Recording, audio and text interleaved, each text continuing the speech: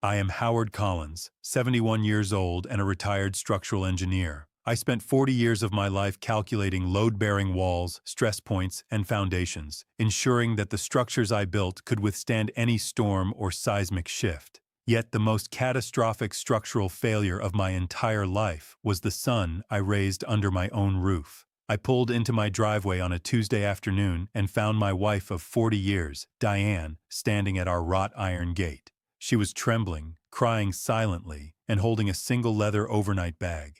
My own son, Colin, had just told her that the house belonged to him now and that she needed to leave the premises immediately. I did not scream. I did not drop to my knees. I simply walked up to my wife, picked up her bag, and walked her right back inside the house.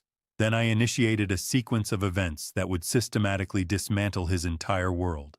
Before I tell you exactly how I destroyed the empire my son thought he stole, let me know which city and state you are watching from in the comments below. Hit the like button and subscribe right now if you believe that betraying your own family should come with devastating, irreversible consequences. The collapse did not happen overnight. It was a slow, agonizing erosion of boundaries that began 2 years prior. We had made the fatal mistake of allowing Colin and his new wife Brooke to move into the newly remodeled master suite of our home. Colin was 34, an arrogant tech entrepreneur who claimed he needed a temporary place to stay so he could save capital for his software startup. I wanted to be supportive. I had already liquidated a substantial portion of my hard-earned retirement portfolio to fund his initial seed round. I wrote him a check for $150,000, believing I was providing a launching pad for my only child. In reality, I was funding the very parasites that would try to bleed me dry. They treated our 4,000-foot home like a complimentary luxury hotel where the management could be openly despised. The disrespect was a daily suffocating presence. Brooke would sleep until noon, walk into the kitchen my wife had meticulously cleaned, and leave her expensive takeout containers scattered across the granite countertops. She would openly complain about the brand of coffee Diane purchased, asking why we insisted on drinking cheap garbage when we clearly had the money for imported beans. Colin was worse.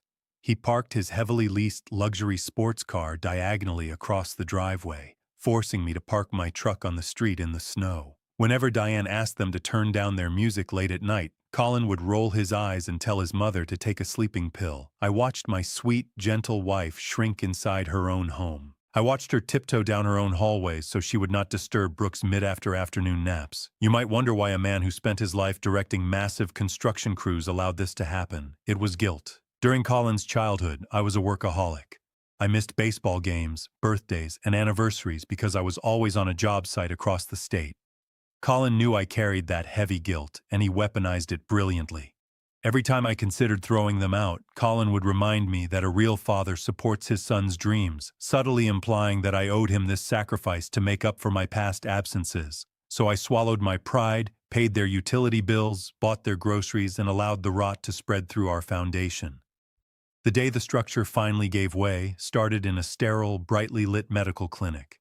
I had a routine appointment with my cardiologist downtown. I am in good shape for 71, but a lifetime of high stress and black coffee had left me with a mild heart arrhythmia that required monitoring.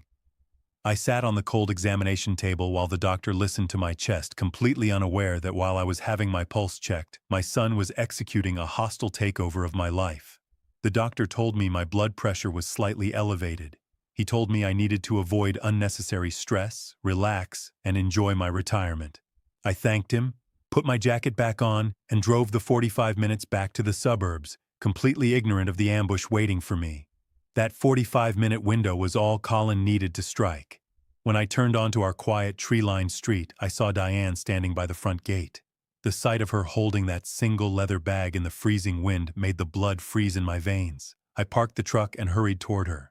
She could barely speak through her tears. She pointed toward the porch. Colin was standing on the top step. He was not wearing a coat. He looked completely relaxed, holding a thick stack of manila folders in his right hand. He was smirking. Brooke stood behind him in the doorway, sipping sparkling water, looking at my wife with absolute contempt. I asked Colin what he thought he was doing. I demanded to know why his mother was crying in the cold. Colin walked slowly down the steps. He held out the papers. He told me he was simply exercising his legal rights as the property owner. He looked me dead in the eye and said the house belonged to him now. I told him he was out of his mind. I reminded him that my name was on the deed that I had paid off the mortgage a decade ago. That is when Colin delivered the fatal blow. He reminded me of the paperwork I had signed 6 months ago. At the time, Colin had come to me in a panic, claiming his startup was facing a massive tax liability. He begged me to sign a series of documents that he described as a temporary tax shelter, a way to legally shield my assets while helping him secure a crucial business loan. I had trusted my son. I had signed where the yellow sticky notes told me to sign without hiring my own lawyer to review the massive stack of legal jargon. Colin casually informed me that those documents were not a tax shelter. It was a legally binding quitclaim deed. I had unknowingly signed over the entire legal ownership of my property to a private limited liability company controlled entirely by Colin and Brooke. He stood in my driveway, the driveway I had poured with my own hands, and told me that he was officially evicting us. He said I was an old man who did not understand modern business. He claimed I was holding him back, that this house was wasted on two elderly people who just sat around doing nothing. He said he was being generous by giving us 24 hours to pack our personal belongings and vacate the premises. Brooke laughed from the porch, adding that we should probably look into a cheap retirement home. The rage that flared inside me was hot enough to melt steel. Every instinct I had urged me to grab my son by the collar of his expensive shirt and throw him off my property. I wanted to tear the papers from his hands, but my engineering mind took over. Anger is a useless emotion when a building is collapsing. You do not yell at the crumbling concrete. You assess the structural damage, secure the survivors, and prepare the demolition. I looked at Colin. I did not give him the satisfaction of seeing me lose my temper. I did not argue the legality of the documents in the driveway. I turned my back on him. I put my arm around Diane, picked up her suitcase, and walked straight past my son and his vicious wife. Colin yelled after me, warning me that if I damaged any of his property inside, he would have me arrested for vandalism. I ignored him. I walked Diane through the front door down the hall and into the guest bedroom where we had been forced to sleep for 2 years. I closed the heavy solid wood door and locked it. I guided Diane to the edge of the bed and told her to breathe. I promised her with a voice as calm and cold as a winter night that everything was going to be handled. I walked over to the small floor safe hidden in the back of the closet. I spun the dial, opened the heavy steel door, and began cataloging our remaining physical assets. I pulled out our passports, my emergency cash reserves, and the original blueprints of the house. Colin thought he had outsmarted an old man. He thought I would crumble under the weight of his betrayal. He had no idea that he had just declared war on a man who knew exactly how to tear down a foundation until there was nothing left but dust. I stood in the center of the guest bedroom and listened to the heavy footsteps of my son moving across the hardwood floors above me. He was pacing the master suite that I had built for my wife, and he was likely celebrating his perceived victory. I blocked out the sound. In engineering, when a structure is compromised, you do not waste time lamenting the cracks in the drywall. You salvage the load-bearing materials and you evacuate the hazard zone. I turned back to the steel floor safe hidden beneath the carpet in the closet. I had already removed our passports and the original house blueprints, but that was just paper. Wars are not fought with paper alone. I reached deep into the back of the heavy metal box and pulled out a thick, sealed canvas bag. For 30 years, I had quietly skimmed a portion of my annual bonuses and stored them here in pure cash. It was my emergency disaster fund, a habit I developed after seeing too many good men ruined by sudden economic downturns. I broke the seal and quickly counted the bundles of crisp $100 bills. There was exactly $40,000 in untraceable currency. Colin had access to my primary checking accounts and he knew my pension schedule, but he had no idea this cash existed. This was my leverage. I placed the bundles into a plain leather duffel bag. I added my vintage gold watch Diane grandmother wedding ring and the backup hard drive containing my encrypted financial records. I zipped the bag shut. The physical weight of the bag grounded me. I was no longer a victim trapped in a collapsing house. I was a man with resources preparing a tactical withdrawal. I walked out of the closet and found Diane sitting on the edge of the small guest bed. She was staring blankly at the wall, with her hands resting limply in her lap. The shock of our son's betrayal had drained the color from her face. She looked at me with eyes that held 4 decades of shattered maternal love. She asked me in a whisper where we were supposed to go. She asked how her own flesh and blood could do this to us. I sat down next to her and took her cold hands in mine. I did not offer her empty platitudes. I did not tell her that Colin would magically come to his senses. I looked her in the eyes and told her that we were leaving the battlefield. I told her that the boy upstairs was no longer our son, but a structural hazard that needed to be isolated. I stood up and pulled 2 medium-sized suitcases from under the bed. I told Diane to pack only the essentials. I told her to leave behind the fancy dresses, the heavy winter coats, and anything that tied her to the memories of this house. We were not packing for a vacation. We were packing for a siege. I watched my wife slowly stand up and move toward the dresser. Every movement she made was heavy with grief. She folded her modest sweaters, her comfortable shoes, and her daily medications. I packed my own bag with the same ruthless efficiency. 3 pairs of trousers, a half-hosen shirts, and my shaving kit. I left behind my expensive suits and my golf clubs. Everything else was just dead weight. Within 20 minutes, our entire lives were condensed into 3 pieces of luggage. I carried the heavy bags to the front door. Diane followed closely behind me with her head bowed. As I reached for the brass doorknob, I heard the arrogant laughter of my daughter-in-law echoing from the kitchen. Brooke was talking loudly on her cell phone, bragging to one of her friends about how she finally had the whole house to herself and how she was already planning to tear out the antique kitchen cabinets. A younger and more foolish man would have marched into that kitchen and demanded respect.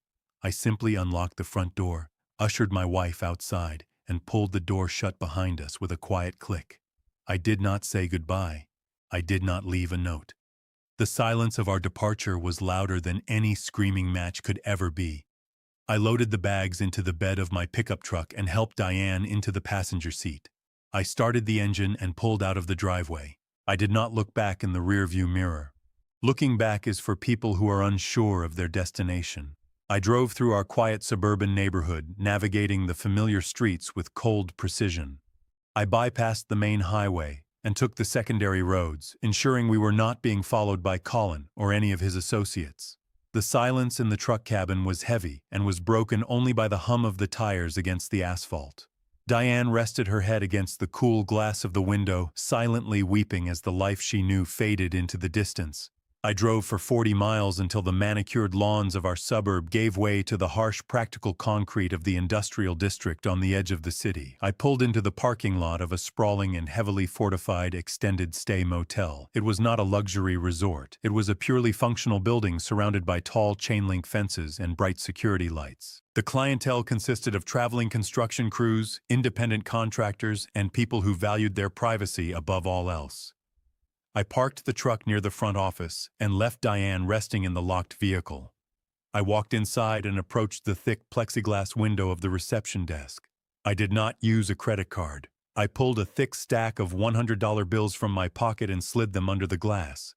I rented their most secure corner unit on the 3rd floor for 2 full months, paying entirely in cash. The clerk asked no questions, and I offered no explanations. I took the magnetic key card, walked back out to the truck, and drove around to the designated parking space. I carried our bags up the external concrete stairs, unlocked the heavy metal door of our new room, and turned on the lights. The room was small, clean, and completely devoid of any personal history. It had a modest kitchenette, a small dining table, and a sturdy lock on the door. I set the bags down, walked over to the window, and pulled the heavy blackout curtains completely shut.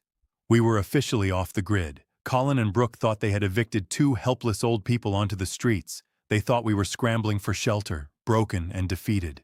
They had no idea that I had just successfully removed my most valuable asset from the line of fire. I sat down at the small laminate table, pulled out a yellow legal pad, and uncapped my pen. The tactical retreat was complete, and now it was time to plan the demolition. The morning after our tactical retreat to the industrial motel, I did not waste time mourning the loss of my comfortable life. I woke up at 5 o'clock in the morning, made a pot of bitter coffee in the small motel kitchenette, and stood by the window watching the sun rise over the cold concrete of the city.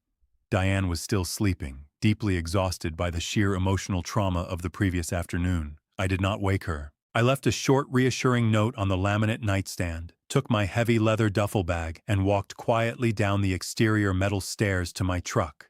I merged onto the highway and drove straight into the towering glass and steel canyons of the downtown financial district. I parked in a subterranean garage beneath a sleek corporate skyscraper and took the private express elevator to the 42nd floor. I was not there to visit a friendly neighborhood family lawyer who specialized in soft mediation, tearful reconciliations, and emotional compromises. I had no interest in negotiating with a parasite. I was there to see a man who specialized in complete, absolute financial annihilation. Gavin Pierce was a forensic litigator. He was a corporate assassin wrapped in a custom-tailored charcoal suit. We had met 2 decades ago when I was the lead structural engineer on a massive commercial development project on the south side of the city. The general contractor on that specific project had been quietly cutting corners using substandard load-bearing steel and falsifying the daily inspection reports to save money. When I discovered the dangerous structural flaws, I completely refused to sign off on the project. The contractor threatened to ruin my professional reputation and promised to tie me up in endless, crippling litigation.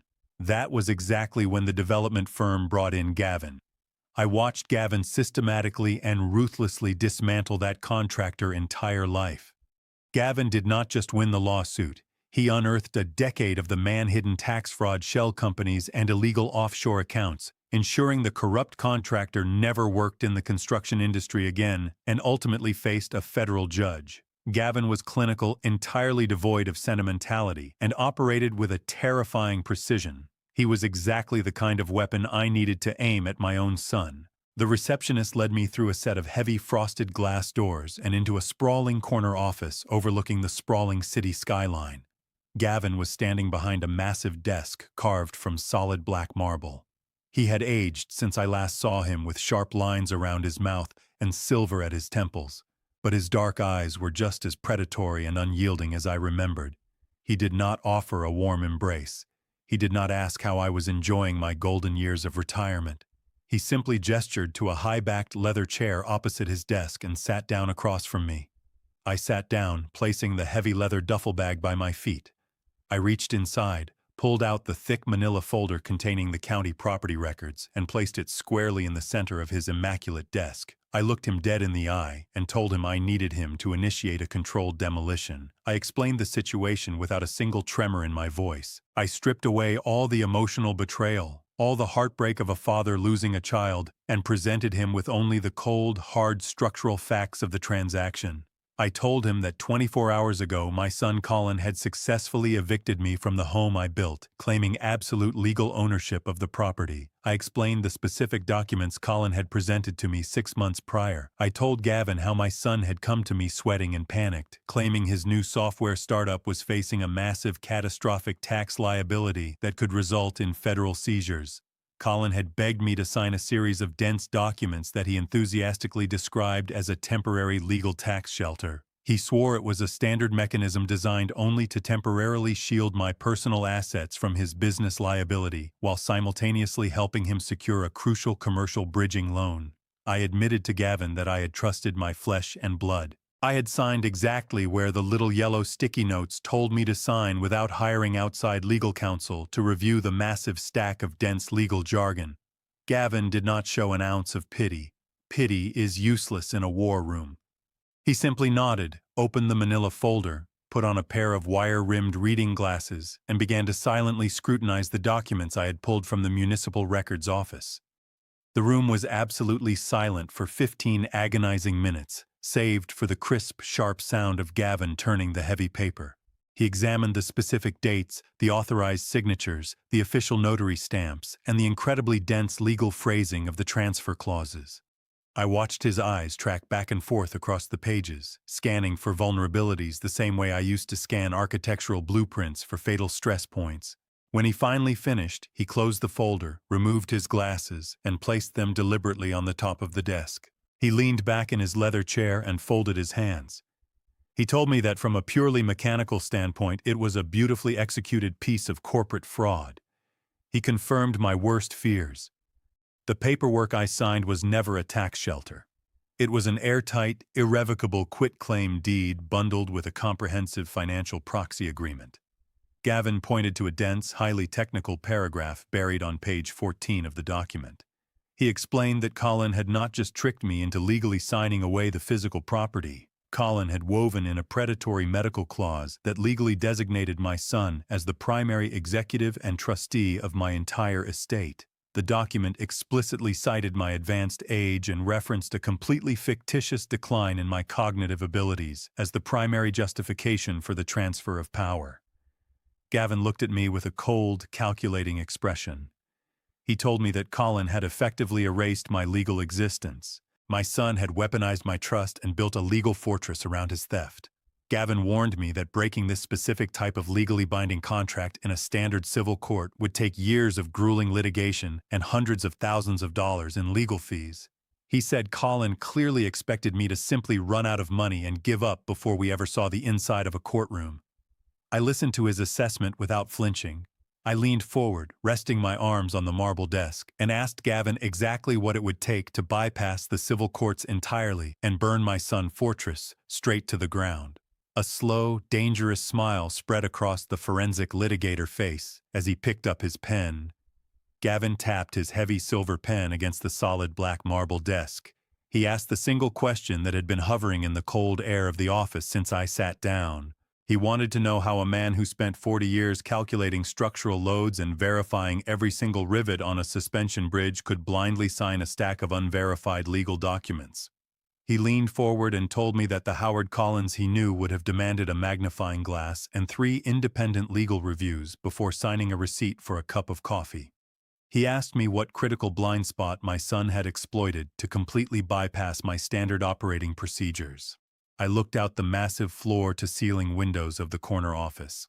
I watched the tiny cars moving through the city streets far below us. I had literally helped build the skyline we were looking at. I told Gavin that the blind spot was not a lack of intelligence, but a profound structural defect in my own conscience. I explained that when Colin was growing up, I was rarely home. I was managing massive commercial developments in 3 different states. I left the house before the sun came up, and I returned long after my son had gone to sleep. I told Gavin about the time I missed my son's 10th birthday because a concrete pour on a high-rise foundation had gone catastrophically wrong and required my immediate presence for 48 straight hours. I remembered returning home 2 days later to find a stale piece of birthday cake in the refrigerator and a profound, crushing silence in my house. I explained to the forensic litigator that my wife Diane had practically raised our son as a single mother. I provided the money, the private school tuition, the expensive summer camps, but I never provided my actual physical presence. I thought I was building an empire for my family, but I was actually building a massive reservoir of guilt. Colin grew up knowing exactly how heavy that guilt was. He learned to read my regrets the same way I learned to read complex architectural blueprints. He realized early on that if he framed his personal failures as a direct result of my absence, I would immediately open my checkbook to compensate for my lack of parenting. Gavin listened without a single shred of judgment. He simply nodded his head and asked me to describe the exact conversation that took place on the day I signed the fraudulent deed. I took a slow breath and laid out the memory with clinical precision. I told Gavin that Colin had come to the house looking disheveled and frantic. He had paced the hardwood floor of my study, claiming his software startup was weeks away from total bankruptcy due to a massive unforeseen corporate tax liability. When I hesitated and suggested we bring in a certified public accountant to review his financial books, Colin played his absolute masterstroke. He stopped pacing, looked at me with tears in his eyes, and told me that this was the one time he actually needed his father to protect him. He said I had missed his entire childhood building structures for strangers, and now his own company was collapsing because I refused to help him build his foundation. He told me that if I forced him to go through corporate lawyers, the delay would trigger federal audits and destroy his entire life. He looked down at the floor and whispered that he just wanted to know I had his back for once. That was the fatal strike. He weaponized 40 years of my parental regret in a single calculated sentence. I told Gavin that the immense guilt blinded me entirely. I did not see a predatory scam artist standing in my study. I only saw the 10-year-old boy whose birthday I had missed. So I picked up the pen and I signed every single page he put in front of me, believing I was finally being the protective father he always wanted. I signed away the physical roof over my head to buy forgiveness for my past sins. Gavin stopped tapping his pen. He wrote down a single line on his legal pad and told me that guilt is the most expensive emotion a man can harbor. He stated that Colin had executed a psychological conge job that was as brilliant as it was repulsive. But Gavin did not dwell on the tragedy of the situation. He looked back down at the property transfer documents and adjusted his wire-rimmed glasses. He told me that understanding the psychological manipulation was only the first step. The real problem, he explained, was what my son had actually done with the property. After I signed away the deed, Gavin slid a secondary thick folder across the marble desk. He told me that Colin was not acting alone and that my house was now the center of a much larger financial conspiracy. Gavin Pierce did not stop his relentless assault with the forged property transfer documents. He reached into his leather briefcase and slid a second incredibly thick manila folder across the heavy black marble desk. This second folder was noticeably heavier than the first one. Gavin looked at me with cold, calculating eyes and told me that forensic accounting is very much like pulling a single loose thread on a poorly tailored suit. Once you start pulling that thread, the entire fabric unravels rapidly to reveal the ugly and compromised stitching hidden underneath the surface. He explained in a calm and methodical voice that when he first saw the specific name of the limited liability company listed on the fraudulent quitclaim deed, he immediately ran a deep background trace through his expensive proprietary corporate databases. Colin and my daughter-in-law Brooke had formerly named the holding company Apex Summit Holdings. To an outside observer, it sounded exactly like a standard aggressive technology startup name. It was the kind of name my son would invent to stroke his own massive ego. But Gavin told me that Apex Summit Holdings was absolutely not a technology company, and it certainly was not controlled by my son.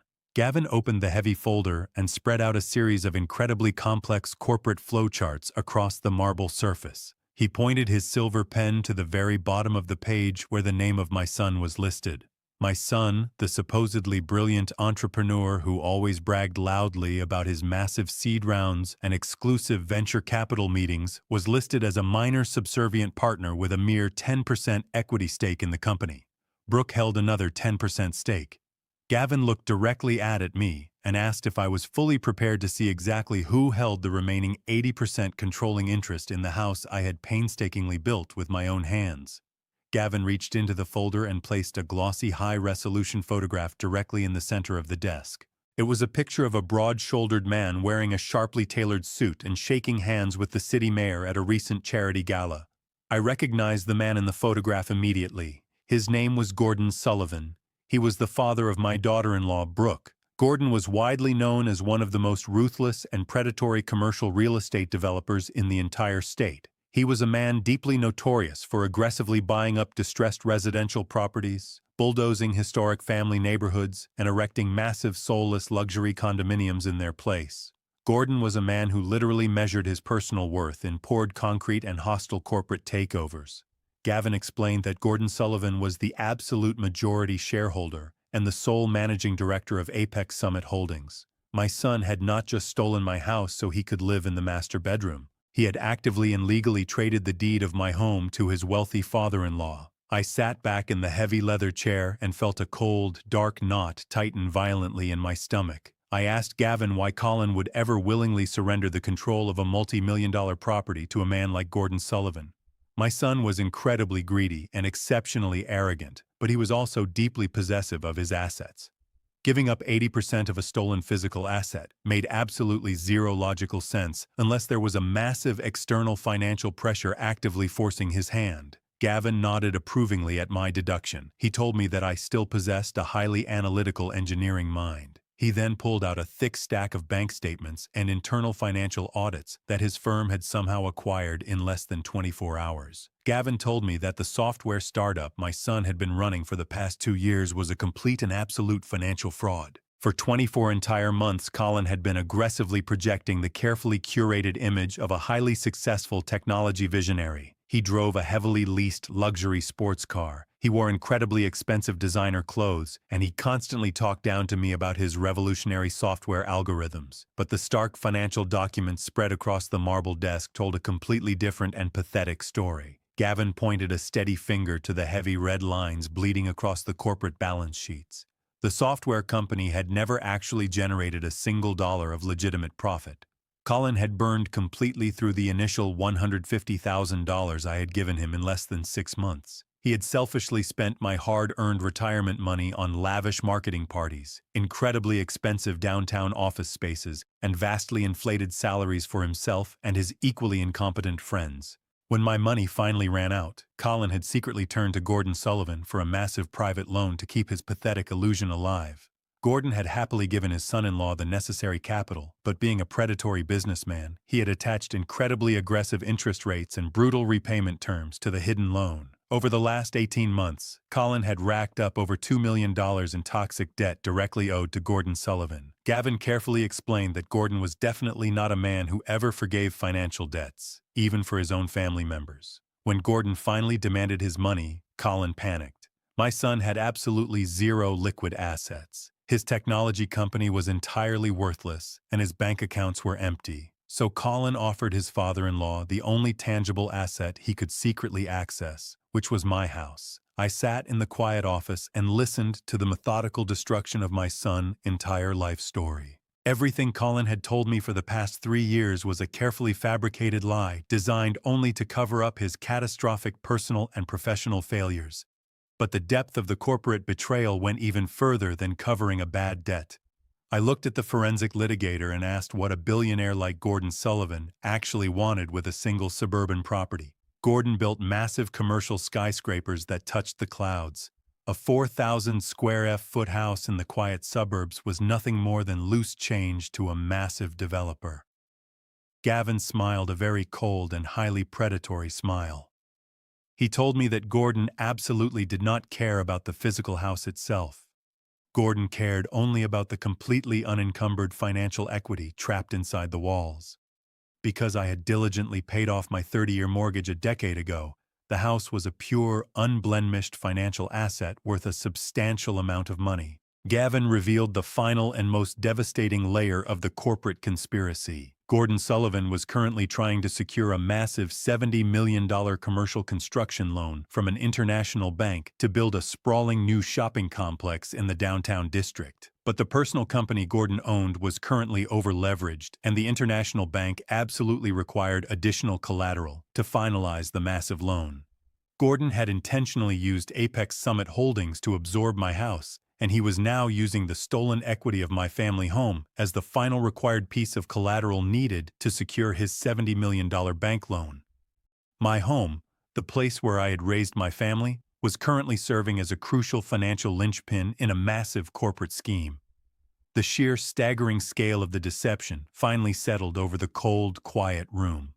My son had not just coldly evicted his elderly parents to secure a free luxury place to live. He had willingly sacrificed us on the altar of his own massive financial failures. He had thrown his own mother and father to a corporate shark simply to save himself from total bankruptcy and personal ruin. Gavin leaned back in his chair and slowly steepled his fingers together. He told me that if we filed a standard civil lawsuit in the county court to reclaim the stolen deed, Gordon Sullivan would simply use his massive, expensive legal team to stall the proceedings for many years. Gordon would easily bury us in endless legal motions and complex appeals until my $40,000 in emergency cash ran out completely, and I was forcefully starved into dropping the case. Gordon had infinitely deeper pockets, and he would happily bleed me dry just to protect his crucial commercial loan collateral. The forensic litigator looked at me closely, waiting to see if the overwhelming financial power of a billionaire developer would break my structural resolve. I looked down at the financial documents detailing the pathetic cowardice of my son and the arrogant greed of Gordon Sullivan. I did not feel an ounce of fear. I felt a cold, absolute clarity wash over my mind. The parameters of the conflict had simply changed. It was no longer a sad domestic dispute over a piece of suburban real estate. It was a high-stakes corporate war. I told Gavin that structural engineers never attack a reinforced concrete wall with a simple hammer.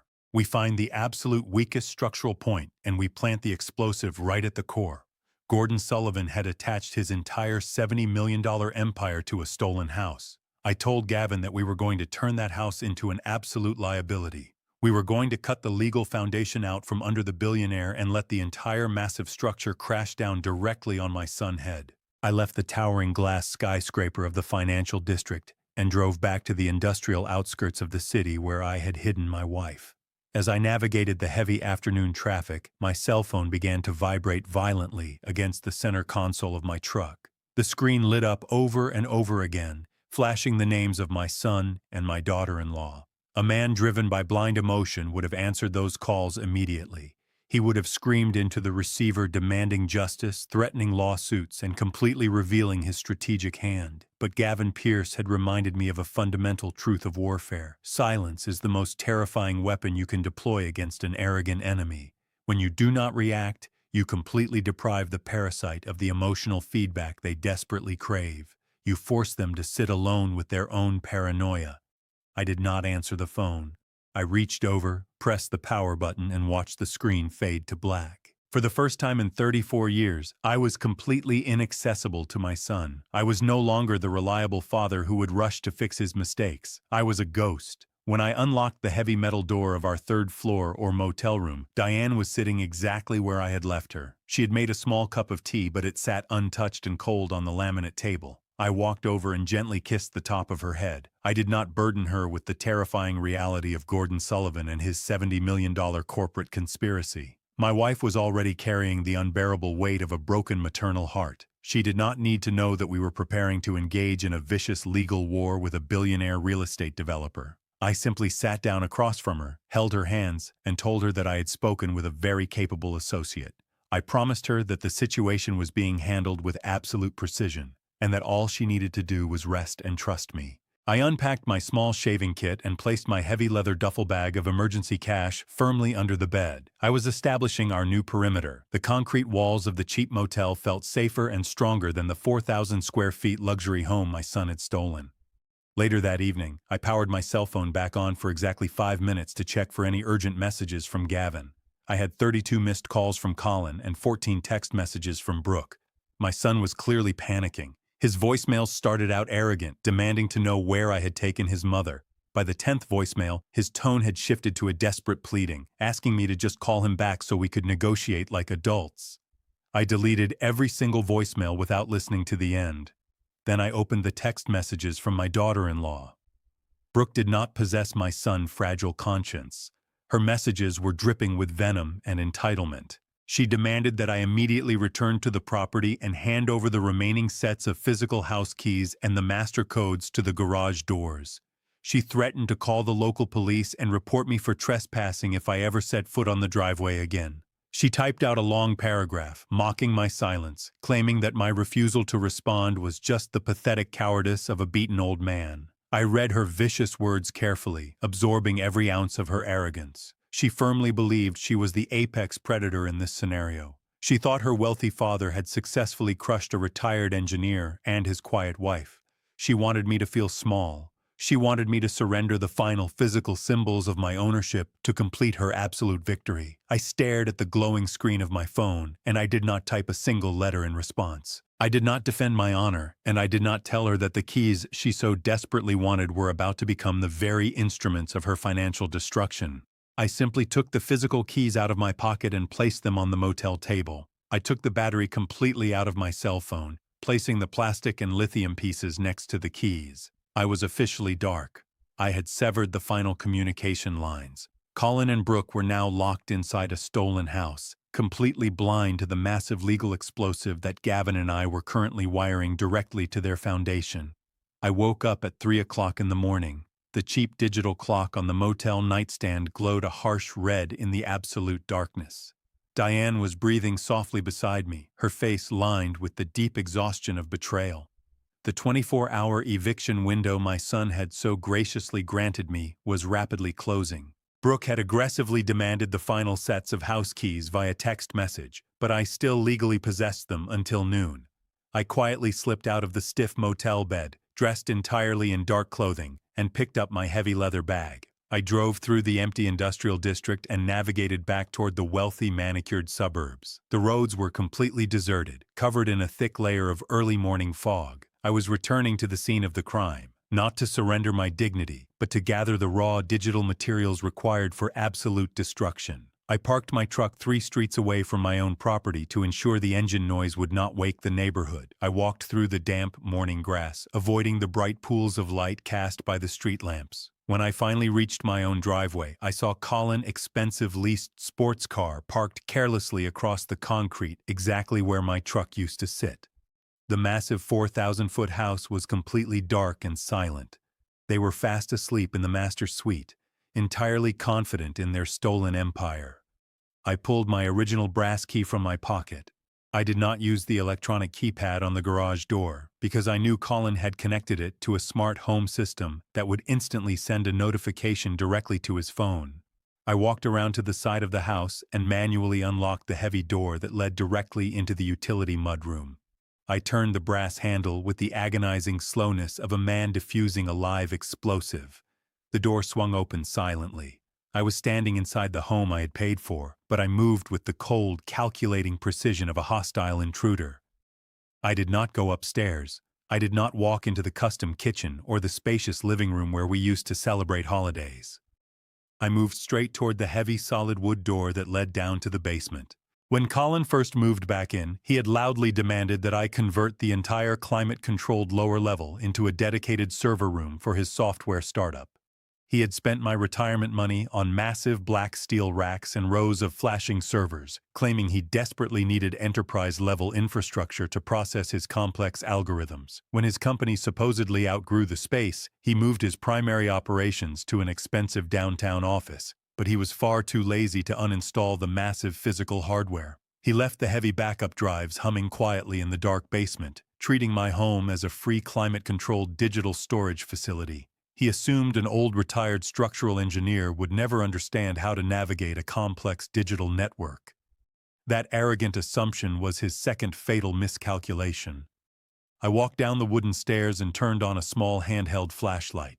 The basement was incredibly cool and hummed with the low, constant vibration of the server cooling fans. I approached the massive steel rack standing in the center of the concrete floor. Colin was a man who aggressively projected the image of a brilliant technology visionary, but I knew he was fundamentally lazy and incredibly disorganized. The back of the server rack was a chaotic mess of tangled wires and poorly managed cables. An engineer knows that security is an active physical discipline that requires constant, methodical maintenance. Colin relied entirely on complex software firewalls to protect his data from external remote attacks, but he completely ignored his physical hardware vulnerabilities. I walked right past his expensive digital firewalls and stood directly in front of the physical machine. I reached into my bag and pulled out a heavy-duty encrypted solid-state drive and a specialized bridging cable I had purchased from a commercial electronics supply store years ago. I plugged my encrypted drive directly into the primary administrative port on the back of the main server chassis. I opened a small portable laptop I had brought with me and connected it to the array. Colin had secured his remote cloud networks with biometric locks and dual-factor authentication, but he had left the physical local backup console entirely unlocked and running on a default administrative profile. It was the exact digital equivalent of installing a massive titanium bank vault door, but leaving the back window completely wide open. I typed in a few basic command prompts that I had learned while managing massive municipal infrastructure networks during my engineering career. The screen flickered a dull green and instantly gave me total unrestricted access to his entire raw data directory. I did not search for specific files. I did not waste time reading individual documents or looking for specific financial spreadsheets. I initiated a complete sector-by-sector clone of the entire server architecture. The progress bar appeared on my small laptop screen, estimating a total transfer time of 45 minutes. That was 45 agonizing minutes of standing in a dark basement while the ruthless parasites slept directly above my head.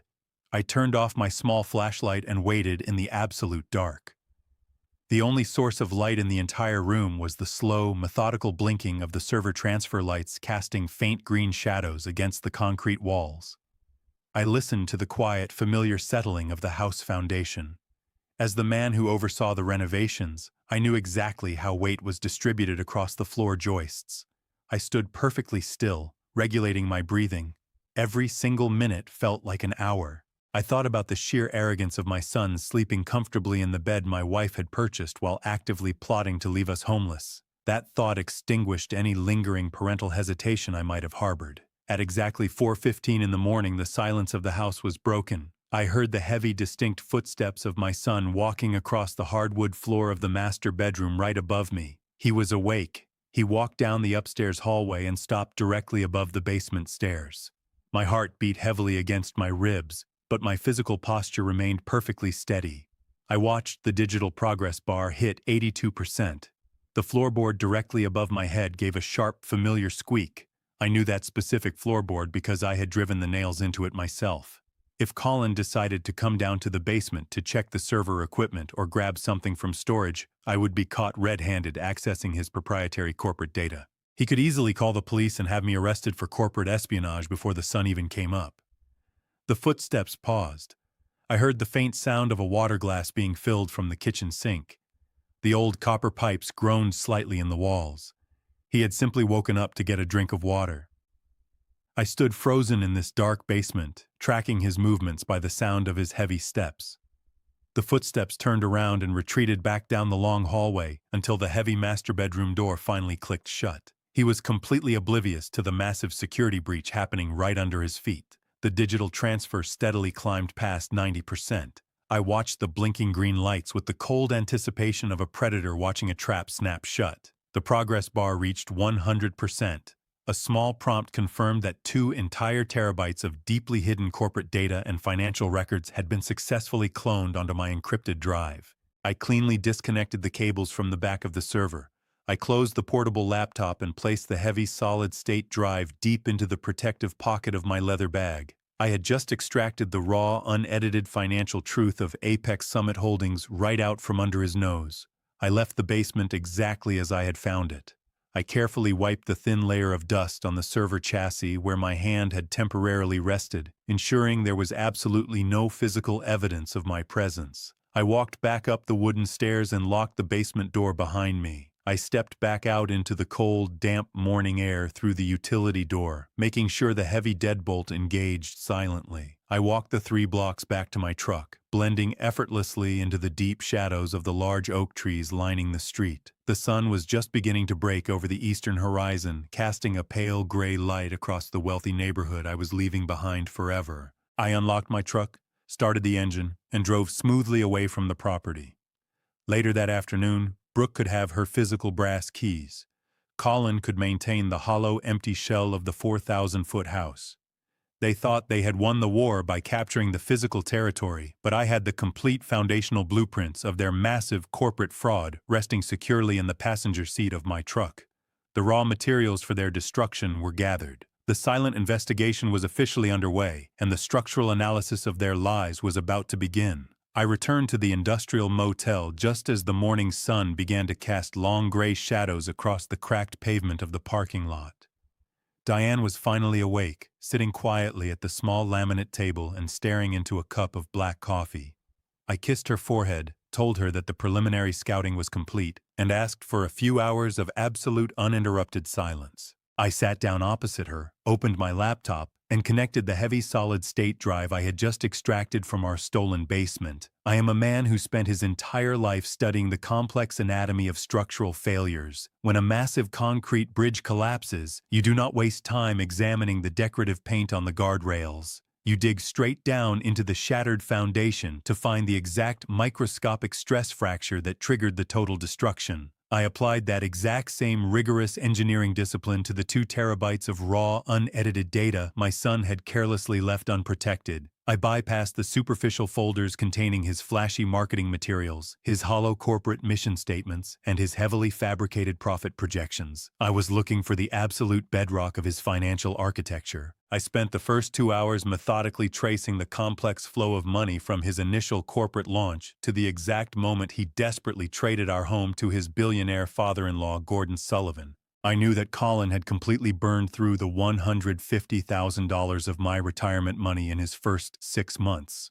I also knew from Gavin that the massive toxic debt to Gordon Sullivan did not begin until Colin was nearly 2 years into his fraudulent venture. There was a massive unaccounted gap of 18 entire months where my son had miraculously continued to fund his lavish lifestyle, pay expensive office leases, and buy custom-tailored suits without generating a single dollar of actual retail profit.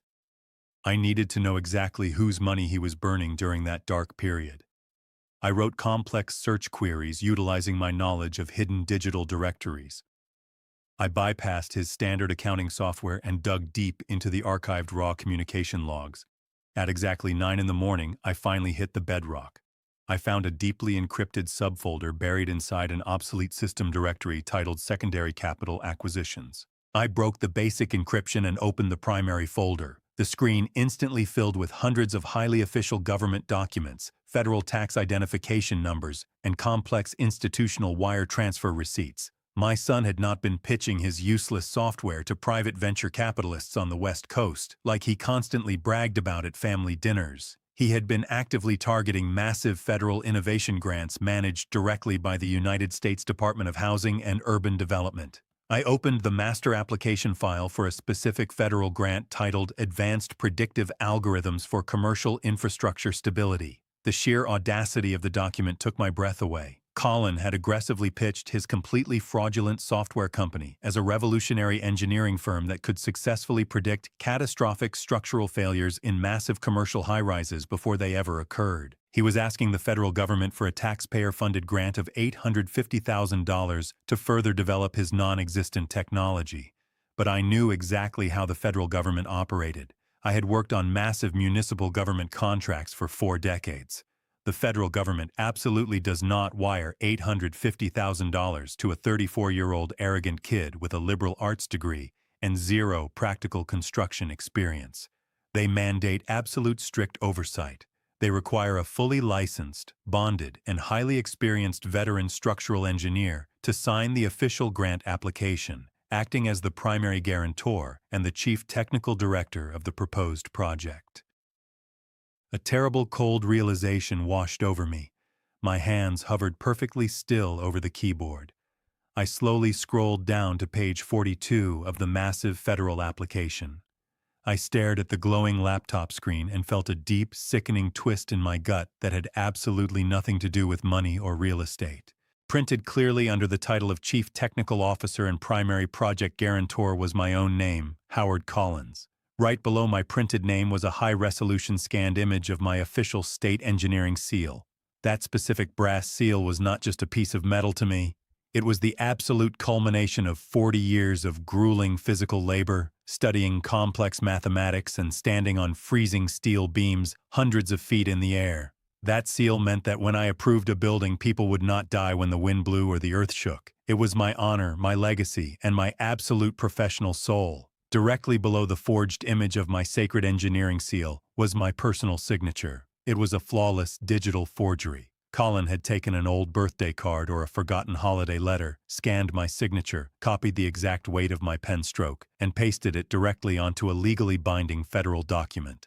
He had completely prostituted my pristine 40-year professional reputation to steal $850,000 from the United States government. He used my name, my honor, and my lifetime of hard work to illegally finance his leased luxury sports cars, his expensive downtown dinners, and the massive fake empire he used to impress his vicious wife. The betrayal instantly transcended the loss of a suburban home. This was no longer a tragic civil dispute over a piece of residential real estate. My son had committed severe aggravated identity theft and massive federal wire fraud. He had actively defrauded the federal government by illegally leveraging my professional engineering license. If his pathetic software company had ever been randomly audited by a federal inspector, or if his fake technology had somehow been implemented and failed, I would have been the one held entirely responsible. The federal investigators would not have gone after the arrogant kid in the customs suit. They would have come straight for the chief technical officer listed on the forged documents. I would have been completely stripped of my engineering license. My hard-earned pension would have been permanently frozen and seized to pay federal restitution. I would have spent the last fragile years of my life rotting inside a federal prison, entirely disgraced and ruined. My own flesh and blood had deliberately positioned me as the ultimate sacrificial lamb to protect his own pathetic ego. I sat back in the cheap motel chair and stared at the forged signature. I did not feel sorrow. I did not feel the agonizing heartbreak I had felt yesterday when I found my wife crying at the front gate. Every single drop of parental affection I had ever harbored for the boy evaporated into the cold air of the motel room, leaving behind nothing but a profound and absolute terrifying clarity. Colin thought he was a brilliant predator who had successfully outsmarted an obsolete old man. He failed to realize that by forging my name on those specific federal documents, he had accidentally handed me the absolute keys to his total annihilation. The entire strategic landscape shifted instantly. Gavin Pierce had previously warned me that Gordon Sullivan, the billionaire real estate developer, could easily use his massive legal wealth to stall a standard civil lawsuit for years until I simply ran out of emergency cash. Gordon was banking entirely on the fact that civil courts were incredibly slow and largely favored the party with the deepest pockets. But the federal government does not play by civil court rules. The Federal Bureau of Investigation does not care how many expensive corporate lawyers a local real estate developer keeps on his payroll. Wire fraud against the United States government is a massive felony that triggers immediate aggressive federal jurisdiction. I began typing rapidly, extracting the forged documents, the federal wire transfer receipts, and the internal emails where Colin explicitly instructed his friends on how to bypass the federal grant oversight committees. I compiled every single piece of damning evidence into a single heavily encrypted master file. I knew exactly what this specific discovery meant for the massive corporate conspiracy Gordon Sullivan was currently building. Gordon was actively using my stolen house as the primary financial collateral to secure his own massive $70 million international bank loan. But the moment I officially submitted these forged documents to the federal authorities, my house would immediately become the active center of a massive federal fraud investigation. A house tied to an active federal felony cannot be legally used as corporate collateral for anything. The trap was no longer just a legal inconvenience. It was a nuclear bomb. The moment the federal government placed a legal hold on my property, Gordon Sullivan's massive international bank loan would be instantly and permanently frozen. His heavily overleveraged real estate empire would immediately face a catastrophic financial default. The billionaire who thought he could casually absorb my home to fund his massive commercial skyscrapers was about to have his entire financial foundation blown out from under him. And my son, the arrogant boy who threw his own mother out into the cold, was going to face a mandatory minimum sentence in a federal penitentiary. I closed the laptop screen safely, securing the explosive digital evidence. I looked over at Diane, who was watching me with silent concern. I smiled a very cold and genuine smile. I told her that we were not just going to take our house back. I told her we were going to completely level their entire city. I left the quiet safety of the industrial motel at exactly 11 in the morning. The 24-hour eviction deadline my son had arrogantly dictated was set to expire at precisely noon. I drove my heavy truck back toward the wealthy suburban neighborhood under a thick canopy of gray winter clouds. The weather was bitterly cold, matching the exact temperature of my blood. I was not returning to my home to beg for an extension or to plead for the mercy of my own flesh and blood. I was returning to formally execute the absolute final step of my tactical retreat. The highly encrypted solid-state drive containing the undeniable proof of my son committing massive federal wire fraud was resting securely in the locked glove compartment of my truck. That small square of metal and silicon was the definitive detonator that would completely level their stolen empire. I pulled onto my familiar street and parked my truck neatly by the curb directly in front of the massive oak tree I had personally planted over 30 years ago. The sprawling 4,000 square feet house stood tall and imposing at the end of the long concrete driveway, but it no longer looked like a home to me.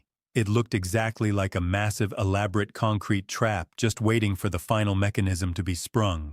I did not have to wait long in the freezing air. At exactly 10 minutes to noon, a shiny black and white municipal police cruiser turned the corner and slowly rolled to a complete stop directly behind my parked truck. A single second later, a pristine white luxury SUV pulled aggressively into the driveway, blocking my truck from the front.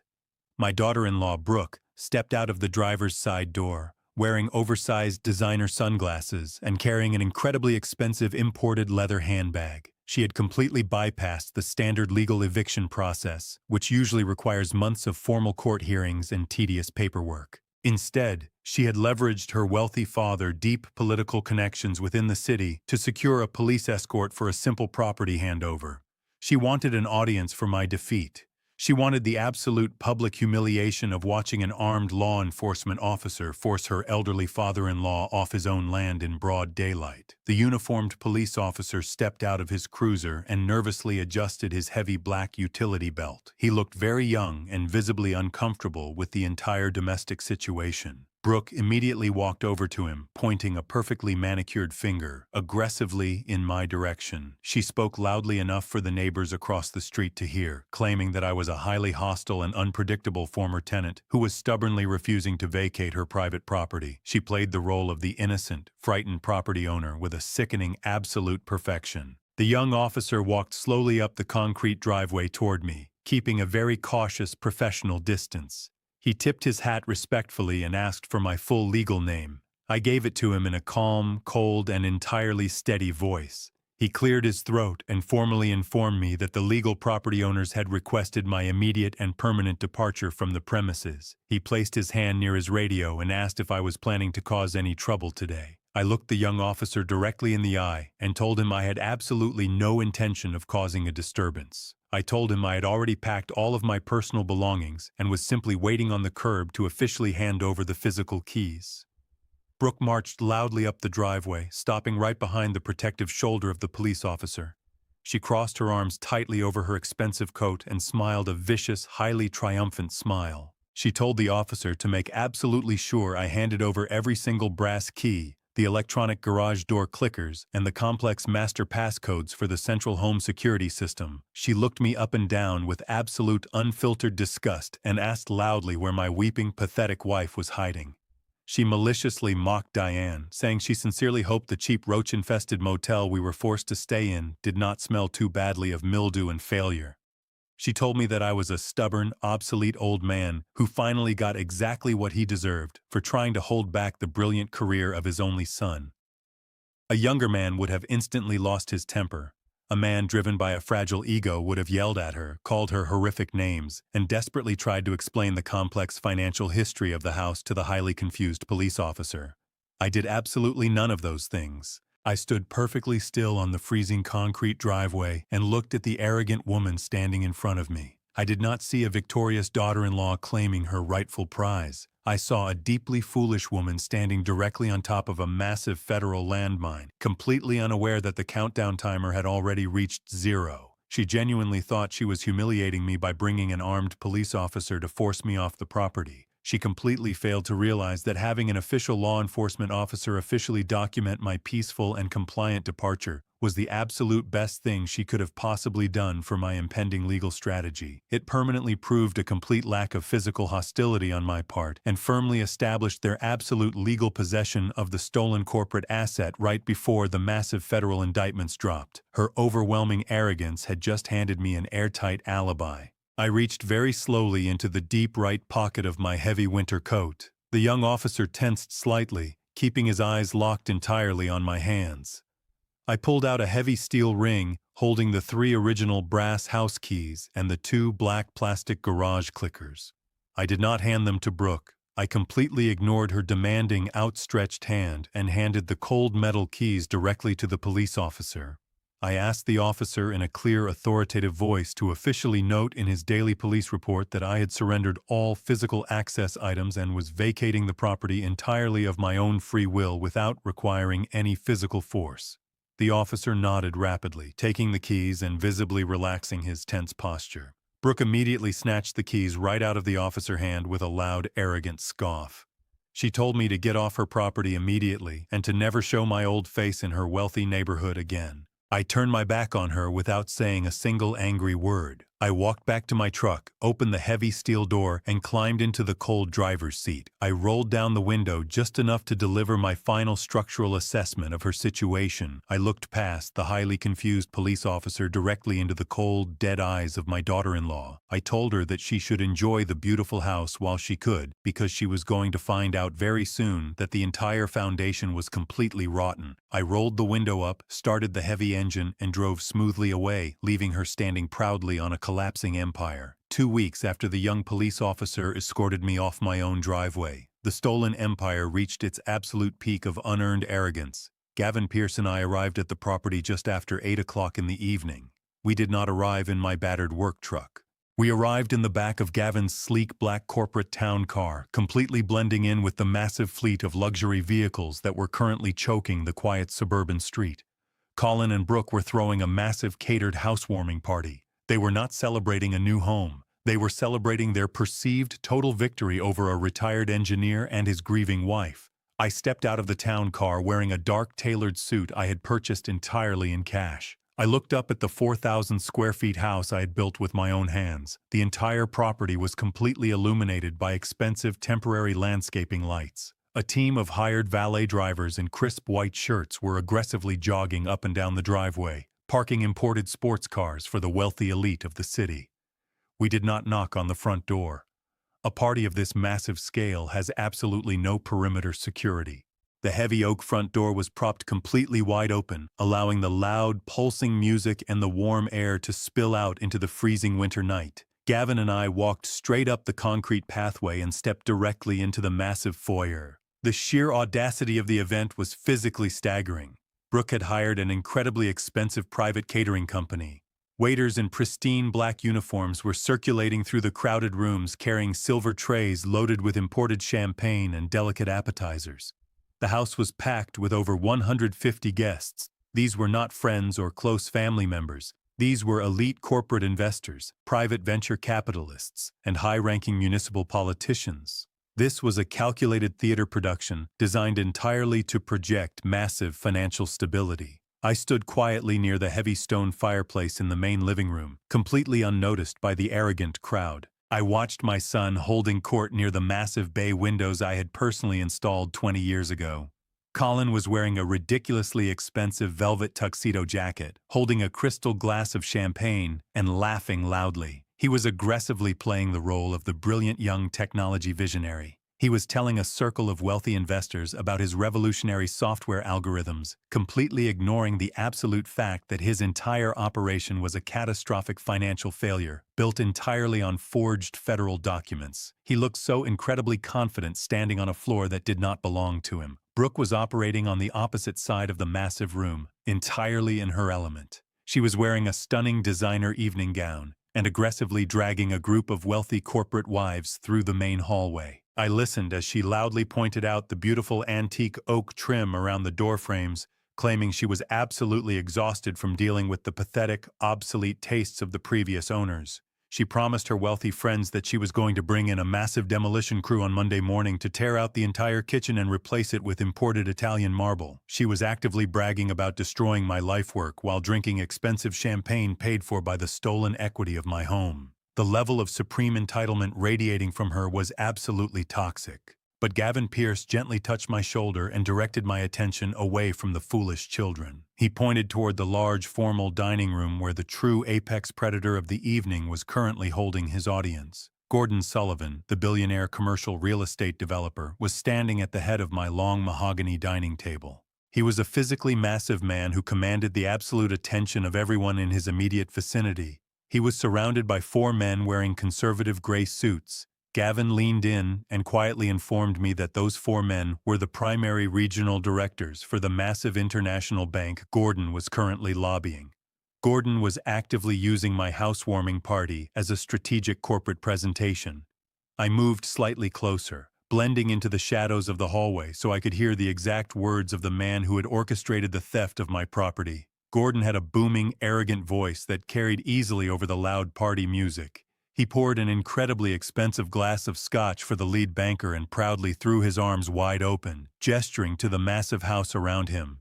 He told the international bankers that this specific property was the absolute perfect example of his brilliant corporate strategy. Gordon loudly bragged that his holding company, Apex Summit Holdings, had just acquired this pristine, heavily appraised piece of suburban real estate for absolutely pennies on the dollar. He completely omitted the fact that he had aggressively exploited his own son-in-law to steal it from an elderly couple. He looked the lead banker directly in the eyes and stated that the massive unencumbered equity trapped inside these walls was exactly the kind of solid, reliable collateral he was bringing to their $70 million commercial construction loan. He promised the bankers that his financial foundation was completely bulletproof and that they had absolutely nothing to worry about. He laughed a deep, booming laugh and drank his scotch, entirely confident that he had successfully manipulated the entire financial system to his absolute advantage. I stood in the shadows of my own hallway, hallway and listened to the billionaire build his massive house of cards directly on top of my stolen foundation. He was promising international bankers millions of dollars in secure equity while standing inside a house that was legally tied to a massive federal wire fraud investigation. He had absolutely no idea that the quiet, retired structural engineer standing just 20 feet away from him was holding the definitive digital detonator in his pocket. The arrogance in the room was so thick it was almost suffocating. They were all drinking, celebrating, and aggressively planning their wealthy futures, completely blind to the fact that their entire empire was already dead. I looked at Gavin Pierce. The ruthless forensic litigator slowly reached inside the breast pocket of his charcoal suit and pulled out the thick folded stack of federal indictments. The time for silent observation was officially over. Gavin Pierce held the thick stack of folded federal indictments in his right hand and gave me a single brief nod. I stepped out of the dark shadows of the hallway and moved directly into the bright, warm light of the main living room. I did not barge into the space like an angry victim seeking revenge. I walked with the slow, measured, heavy steps of a structural engineer, inspecting a building that was completely scheduled for demolition.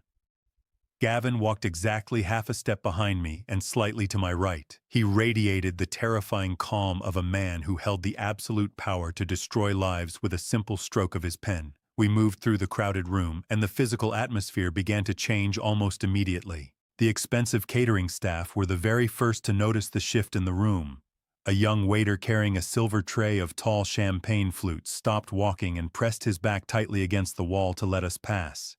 He recognized instantly that we did not belong to the wealthy, arrogant crowd, laughing and drinking all around us. We were a completely foreign element entering a closed ecosystem. As I walked deeper into the massive room, the loud conversations began to falter and die out. The elite corporate guests naturally parted ways to clear a wide path for us. They did not know who I was, but the sheer gravity of my silent approach caused a ripple of deep unease to spread across the polished hardwood floor. The loud, pulsing party music continued to play through the expensive ceiling speakers, but the human noise in the room rapidly evaporated. The temperature in the massive space seemed to drop 10 degrees in a matter of seconds. Brooke was the very first person to actively recognize me. She was standing near the custom kitchen island, holding a crystal glass and laughing loudly with three women wearing incredibly expensive jewelry.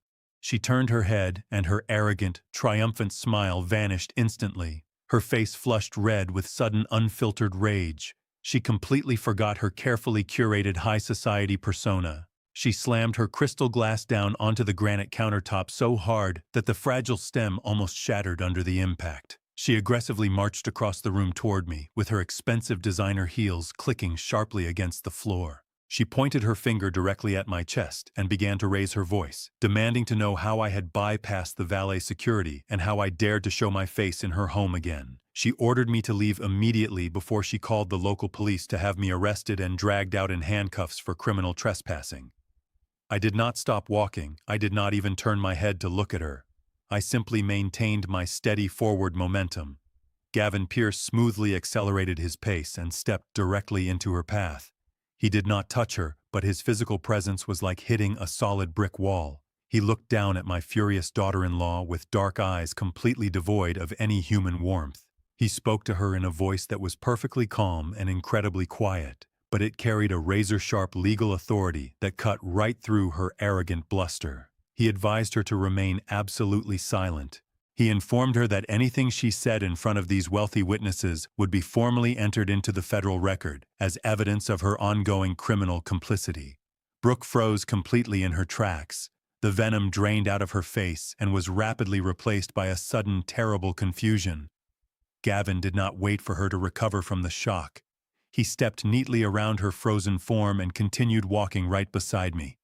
The sudden commotion had finally caught the attention of my son. Colin was standing near the large bay windows, surrounded by the private venture capitalists he had been aggressively lying to all evening. He saw his wife standing completely paralyzed in the middle of the room, and he saw me walking steadily toward the formal dining room. Colin puffed out his chest and tried desperately to project the image of a powerful executive handling a minor domestic disturbance. He excused himself from the wealthy investors and walked quickly to intercept me. He stood directly in my path, actively blocking the wide hallway. He tried to speak with a deep, authoritative voice, telling me that I was completely out of line and that my pathetic emotional stunt was ruining his highly important corporate event. He demanded that I turn around and walk out the front door before he completely humiliated me in front of the entire city elite. I stopped walking. I stood less than 2 feet away from the boy I had raised and provided for his entire life. He was wearing his ridiculously expensive velvet tuxedo and smelling heavily of imported scotch. I looked directly into his eyes. I did not see a powerful technology visionary or a successful entrepreneur. I saw a terrified little boy desperately trying to wear a corporate suit that was vastly too large for him. I did not yell at him. I did not tell him that I already knew about his massive federal wire fraud or the forged engineering seals hiding on his basement servers. I simply stared at him with absolute and total indifference. The silence stretched out between us, heavy and suffocating. Colin tried to maintain his arrogant, angry glare, but his false confidence rapidly began to crumble under the immense weight of my unblinking gaze. He shifted his weight nervously from side to side. The wealthy investors he had been bragging to moments ago were now watching the entire silent exchange with deep corporate suspicion. After 10 agonizing seconds, I stepped forward, forcing Colin to either physically assault me or step aside. His ingrained cowardice won out perfectly, exactly as I knew it would. He took a quick stumbling step backward, physically yielding the ground to me. I walked right past him without uttering a single word or giving him a second glance. I left him standing in the middle of his lavish party, completely emasculated and powerless, in front of the very people he desperately needed to impress. I did not care about Brooke, and I no longer cared about Colin. They were just the minor symptoms of a much larger disease. I walked straight up to the wide-arched entrance of the formal dining room. Gordon Sullivan was still standing at the head of my mahogany table, surrounded by the 4 international bankers. He had stopped talking mid-sentence. The massive billionaire looked up from his expensive scotch, and his arrogant smile slowly faded completely as he saw the grim retired engineer and the ruthless forensic litigator standing side by side in his doorway. The trap was fully primed, and the absolute silence in the entire house was deafening. Gordon Sullivan looked at Gavin Pearce and me with a mixture of profound annoyance and calculated superiority. He set his expensive crystal glass of scotch down on the mahogany table with a heavy thud. He looked at the 4 international bankers and offered them a smooth, practiced apology. He told them that occasionally minor domestic disputes spilled over into the corporate world, and he promised to have his private security handle the completely unauthorized intrusion immediately. He turned his massive frame toward us and told me that I had made a catastrophic mistake by interrupting a highly private corporate negotiation. He warned me in a deep, rumbling voice that he was going to bleed my modest pension entirely dry in civil court foot for this specific public stunt. He laughed a booming, arrogant laugh and told the wealthy crowd that obsolete old men simply did not understand how real business was conducted in the modern world. Gavin Pearce did not even blink at the empty threats. He stepped right up to the head of the mahogany table, completely invading Gordon's personal space. Gavin did not raise his voice, but he spoke with a crisp, piercing clarity that carried perfectly to every single person in the massive dining room and out into the crowded hallway. He introduced himself formally to the 4 international bankers. He gave them his full legal name and the name of his ruthless forensic litigation firm. The lead banker, a tall man with silver hair, immediately recognized the name of the firm. I saw the banker posture stiffen instantly as the color began to drain from his face. Gavin turned his attention directly to Gordon Sullivan. He held up the thick, folded stack of legal documents for the entire room to see. He informed the billionaire developer that he was not there to negotiate a civil dispute, and he was absolutely not there to discuss a pathetic family disagreement. Gavin slapped the heavy stack of papers directly onto the polished mahogany table right next to Gordon's glass of scotch. The sound echoed like a gunshot in the completely silent room. Gavin announced that he was officially serving Gordon Sullivan and Apex Summit Holdings with a formal notice of list pendants. He turned back to the 4 international bankers and explained exactly what that specific legal term meant for their massive $70 million commercial loan. He told them that a list pend is a formal legal notice recorded directly in the county property registry, indicating that a massive lawsuit is currently pending concerning the absolute legal title of the property.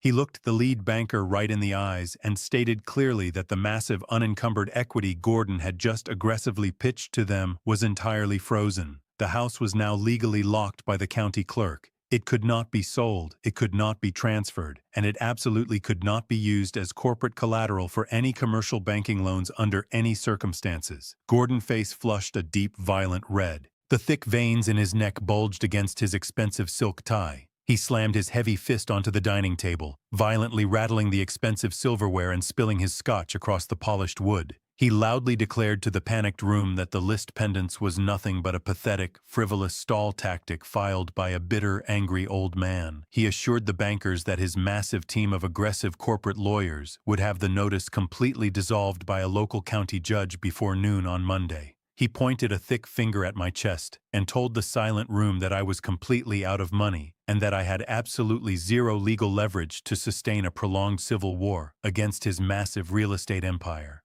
He demanded that we leave his property immediately before he destroyed my entire life. Gavin Pierce smiled his terrifying, cold, predatory smile. He calmly reached into his tailored charcoal suit jacket and pulled out a second, smaller folder. He told Gordon that he was entirely correct about the speed of local civil courts and the overwhelming power of corporate wealth in a standard property dispute. But Gavin clarified in a voice as sharp as broken glass that we were absolutely not relying on a local civil judge to settle a simple family property dispute. Gavin slid the second folder deliberately across the mahogany table. He announced to the completely silent room that the secondary document was a certified copy of a formal criminal report filed directly with the Federal Bureau of Investigation exactly 4 hours ago. Gavin pointed his heavy silver pen directly at my son, who was cowering in the hallway right behind us.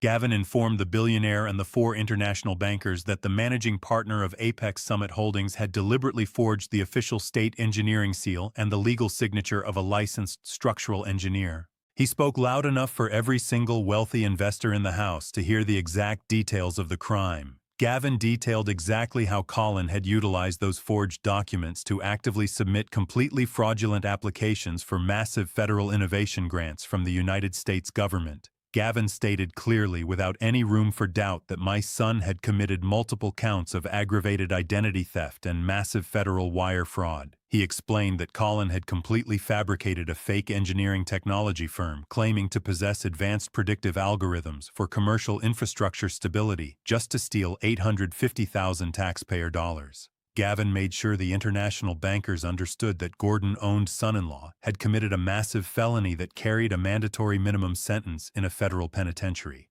Gordon Sullivan looked completely stunned. The furious red color drained entirely out of his face, leaving him looking pale and suddenly very old. He looked frantically at Colin, who was trembling uncontrollably in his expensive velvet tuxedo, completely unable to speak a single word of defense to save himself. Gavin pressed the absolute final nail into the massive corporate coffin. He turned his attention back to the lead international banker. Gavin explained that because the federal wire fraud was actively committed using the local digital computer servers physically located in the basement of this specific property, the entire 4,000 square feet house was no longer just a piece of disputed residential real estate. The house was now officially classified by the federal government as an active crime scene and primary physical evidence in a massive federal felony investigation. Gavin warned the bankers with absolute chilling authority that any financial institution that knowingly accepted an active federal crime scene as corporate collateral would be immediately subjected to a massive aggressive audit by the United States government. He told them that their entire international bank would be legally entangled in a massive federal racketeering investigation, and that they could personally face severe criminal charges and federal prison time for aiding and abetting corporate fraud. Brooke was standing in the doorway of the kitchen watching her wealthy father face total financial ruin. The incredibly expensive designer evening gown she was wearing suddenly looked ridiculous against the backdrop of an active crime scene. She covered her mouth with her trembling hands, completely unable to process the sheer magnitude of the disaster. The father she had always believed was absolutely invincible was currently suffocating under the weight of a single manila folder. The silence in the dining room and the surrounding hallway was absolute and completely suffocating. The 4 bankers looked down at the forged federal documents resting on the mahogany table. They looked at Gordon Sullivan, who was sweating profusely, his massive chest heaving, as he completely failed to form a coherent sentence to defend his shattered empire. They looked at the terrified son in the hallway, who had just brought the entire weight of the federal government down upon their heads. The lead banker did not hesitate for a single second. He slowly reached out and picked up his expensive leather briefcase. He did not say a single word of farewell or apology to Gordon. He simply buttoned his tailored suit jacket and walked deliberately out of the dining room. I watched the lead banker walk away, and I felt the deep, profound satisfaction of a master structural engineer watching a perfectly executed, controlled demolition. I did not need to plant physical explosives to destroy Gordon Sullivan. I simply found the absolute weakest stress fracture in his massive corporate foundation, which was his own boundless greed and his blind trust in my incompetent son, and I applied the exact precise amount of legal pressure required to trigger a total catastrophic collapse. The house was no longer a luxury asset. It was a concrete anchor tied directly to Gordon's neck. The other three bankers immediately followed his exact lead. They marched right past Gordon, right past my trembling son, and headed straight for the front door to escape the massive radioactive crater that was once a highly lucrative $70 million corporate deal. Every single wealthy investor, private venture capitalist, and local politician in the house watched the bankers flee. The absolute panic spread through the room like wildfire. Within seconds, the elite crowd began to surge toward the exits, desperate to distance themselves from a massive federal fraud investigation. Colin's knees completely buckled under the immense pressure. He collapsed against the antique oak trim of the hallway, sliding down the wall and sitting on the hardwood floor. He buried his face in his hands as the wealthy elite of the city actively stepped over him to rush out the front door. He was entirely broken, stripped of his false genius, and exposed as a pathetic federal criminal. Gavin Pierce looked at Gordon Sullivan, who was now standing completely alone in his empty dining room. Gavin told the billionaire that his entire corporate empire was now legally tied to a massive federal felony. He casually advised Gordon to hire the best criminal defense attorney he could possibly find because the federal government was going to tear his entire life apart looking for their stolen money. We stood in the center of the collapsing empire and watched the total absolute destruction of their unearned arrogance unfold exactly as planned. The front door of my home rapidly became a desperate funnel for the fleeing elite of the city. These were highly influential people who survived entirely on their pristine reputations and their careful corporate distance from any real consequences, being photographed or even recognized at a lavish housewarming party that had just been actively designated as the center of a massive federal crime scene was absolute corporate suicide. The physical chaos in the massive living room was immediate and staggering. The expensive hired catering staff completely abandoned their professional posts. Waiters dropped their heavy silver trays directly onto the imported granite countertops, causing fragile crystal champagne flutes to shatter and spill expensive vintage wine across the pristine white carpets. The hired valet drivers standing out in the freezing cold driveway were suddenly and completely overwhelmed by the massive, aggressive surge of angry, wealthy guests pouring out of the front door and screaming for their luxury vehicles immediately. I stood perfectly still near the heavy stone fireplace with the forensic litigator Gavin Pierce standing silently by my side. We watched the absolute cowards abandon the sinking ship. They did not simply leave the party, they fled in absolute uncoordinated terror. Women wearing incredibly expensive designer evening gowns actively hiked up their heavy silk skirts and sprinted down the long concrete driveway in the freezing winter air, completely abandoning their coats in the rush to escape. Private venture capitalists and local municipal politicians, who had been laughing loudly and drinking my son's expensive scotch just 5 minutes ago, were now aggressively shoving each other out of the way to reach the safety of the dark street. Some of the guests were already speaking frantically into their cell phones, ordering their private assistants to immediately wipe their digital calendars and delete any email correspondence connecting them to my son or his fraudulent software startup. The loud pulsing electronic party music continued to play from the hidden premium ceiling speakers, creating a surreal and deeply pathetic atmospheric soundtrack to the absolute real-time destruction of their unearned empire. Gordon Sullivan was a massive, intimidating man who had spent his entire adult life aggressively bullying smaller contractors and local politicians with his overwhelming financial wealth. But massive corporate wealth is a completely useless illusion when the federal government suddenly freezes your foundational assets. Gordon pulled a heavy gold smartphone from his tailored suit pocket, and his thick fingers were visibly trembling with a raw, terrifying panic. He completely bypassed his local legal team and called his primary financial fixers directly on a secure line. I stood in the quiet shadows of the hallway and listened to his booming, arrogant voice completely crack and break under the immense, sudden pressure.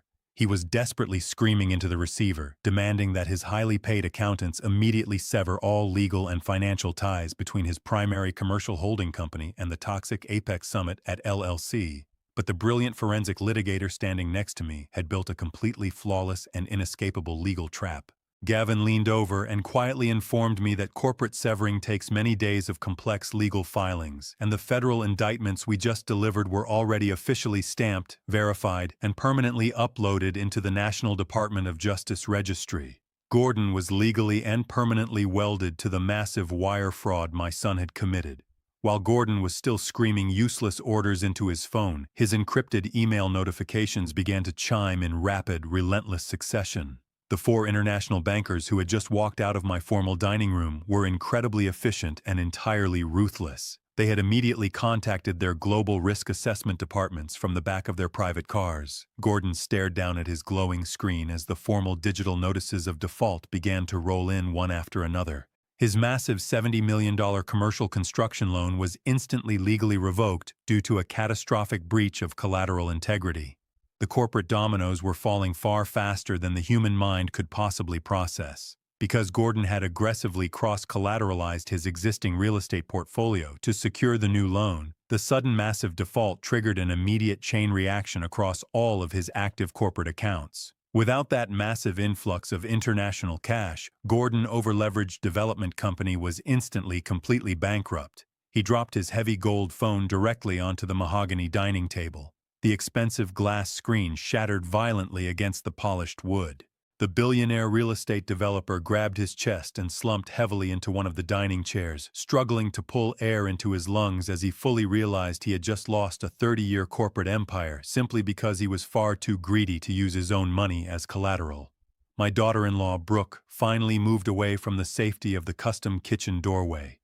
The arrogant, triumphant woman who had brought an armed municipal police officer to publicly humiliate me in my own driveway just 2 weeks ago was completely gone. Her carefully curated high society persona had instantly evaporated, leaving behind nothing but a cold, desperate parasite searching for a new host to drain. She walked very slowly into the center of the devastated living room, stepping carefully over the discarded broken champagne flutes and the abandoned designer winter coats. She looked into the formal dining room at her father, who was leaning heavily over the table, gasping for air and clutching his chest in the grip of a massive panic attack. She did not rush into the room to comfort him. She did not call for an ambulance or even offer him a simple glass of water. Brooke survived entirely by attaching herself to the absolute strongest available financial entity, and right now, her wealthy father was a bleeding, dying corporate corpse. She turned her cold, calculating eyes away from the dining room and looked directly at my son.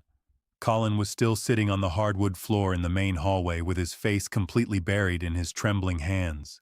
Brooke marched aggressively over to him, and her voice was entirely stripped of all its previous manufactured sweetness. She looked down at the pathetic weeping boy, wearing the ridiculously expensive velvet tuxedo, and she delivered her own ruthless, unfilling verdict. She spoke loudly enough for the echo to bounce off the high-vaulted ceilings, telling Colin that she would never spend a single day of her beautiful life visiting a convicted felon in a federal penitentiary. She told him with absolute venom that she was personally contacting the most aggressive divorce attorney in the city the very next morning to completely dissolve their brief marriage and legally insulate herself from any of his impending criminal restitution charges. She pulled the massive custom diamond engagement ring off her left finger and threw it aggressively onto the floor right next to my son. The heavy, expensive ring bounced across the polished hardwood and rolled away, disappearing completely into the dark shadows under an antique console table. She did not shed a single emotional tear for the sudden destruction of her marriage or the downfall of her family. She simply turned her back on her weeping husband, turned her back on her ruined, gasping father, and walked straight out the front door into the freezing winter night, leaving them both entirely alone to drown in the massive wreckage they had created. The massive 4,000 square feet house was finally completely empty, except for the four of us. The expensive catering staff had vanished into the night. The wealthy, arrogant guests were entirely gone. Only the desperate victims of the collapse and the quiet architects of the demolition remained inside the walls. I walked very slowly across the living room floor and stood directly over my son. Colin heard my footsteps and slowly lifted his face from his hands. His eyes were red-swollen, and he looked entirely shattered.